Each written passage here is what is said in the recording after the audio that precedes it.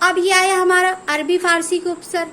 अरबी फारसी के उपसर्ग जो है हमारे हैं ये देखिए, बे, बा, बद, कम। हम बोलते भी हैं बट कभी कभी हम गलत भी बोल जाते हैं, जैसे फालतू, बेफालतू।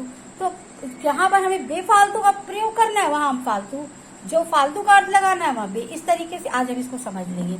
बे का मतलब बिना होता है, बा का मतलब सहित होता है, बद का मतलब बुरा होता है, और कम का मतलब थोड़ा होता है। ठीक, अब इसको ले लो, अगर हम बनाते हैं बेचैन, चैन में बे लगा दिया है ना, कसूर में बे लगा दिया, बेकसूर।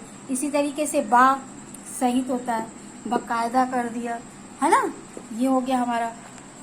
इसी तरह बुरा, बद है तो हमारा ये देखिए बद बुरा, तो ये बन गया बद मिजाज, बदसूरत।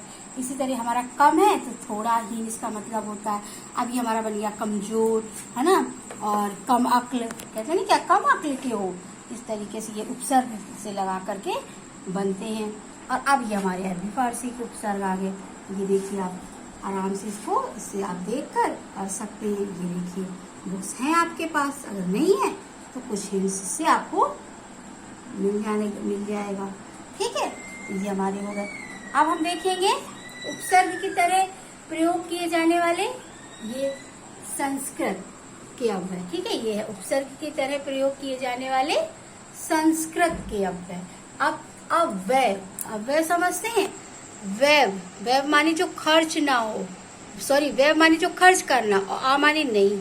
यानी जैसे अगर हम रुपए खर्च नहीं करते हैं तो क्या होते हैं, व्यय नहीं होते। तो अगर खर्च कर देते हैं तो व्यय हो जाते। अव्यय जो खर्च, ऐसे शब्द होते हैं जो शब्द हम खर्च नहीं करते हैं वो अव्यय हो जाते हैं। चलिए मिलते हैं हम लोग इनसे। ये है उपसर्ग, ये अर्थ और ये शब्द। अब ये देखिए आप, अंतर, अतः, अध, चिर है। अब अंतर का मतलब भीतरी, अतः का मतलब है भीतरी, अधा का मतलब नीचे, पता ही है। हाँ, अधोमुख कहेंगे ना, हम लोग बोलते भी हैं। चिर, बहुत या देर। अब देखिए ये शब्द आप जो है शादी के कार्ड में चिर, चिरंजीव इस तरह पढ़ते हैं ना, चिरजीवी। अब अंतर को भीतरी, अंतरराष्ट्रीय, अंतरजातीय है ना, इस तरीके से। अतः भीतरी, अंतःकरण, ये देखिए विसर्ग है यहाँ पर, तो ये ऐसे नहीं लिखी जाएगी, विसर्ग लगा कर लिखेंगे, करण, अंतःकरण। ये देखिए जो शब्द खर्च नहीं हो रहे हैं, यानी ये देखिए वैसे के वैसे लिखे जा रहे हैं। अधोगति, चिरकाल, वैसे के वैसे, बिल्कुल वैसे ही आ गया है ना, इस तरीके से। इसमें कुछ भी ऐसा नहीं हो, गति अलग, अधो अलग, अंत अलग, करण अलग, अंतरराष्ट्रीय, चिरकाल, ये देखिए बन गया। तो इस तरीके से ये आपके बन जाते हैं संस्कृत के अव्यय। ये देखिए आप, ये है संस्कृत उपसर्ग की तरह प्रयोग किए जाने वाले संस्कृत के अव्यय। तो ये आपके इस तरीके से आप इसको कर सकते हो। ये देखिए कैसे बने हुए हैं, आ रहा है समझ में, ये इसे आप देख सकते हो। ठीक है, ऐसे।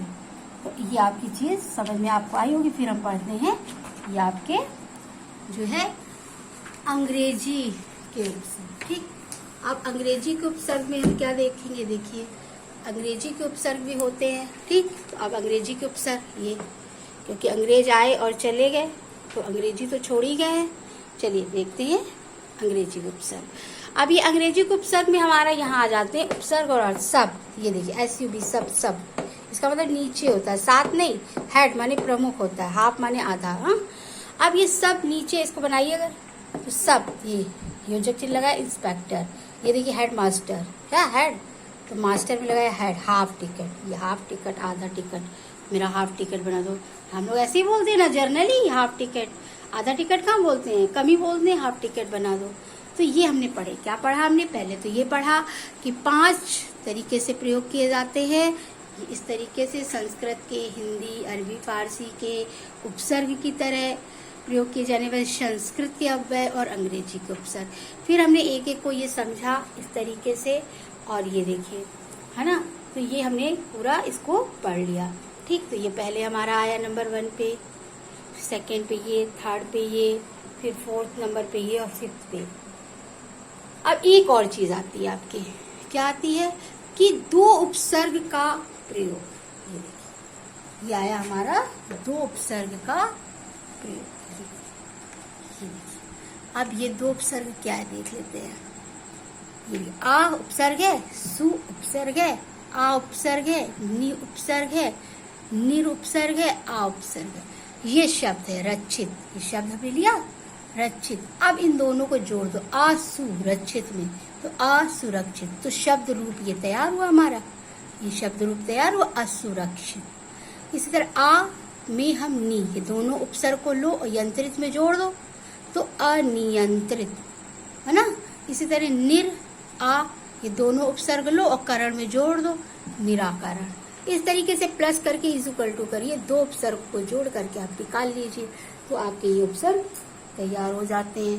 तो ये जो है हमने, ये ऐसे भी आ सकता है, तो ऐसे आप इस तरीके से इसको पहचान लेंगे, ठीक। तो अब आपके ये उपसर्ग हो गए, ठीक, और आपको समझ में आए।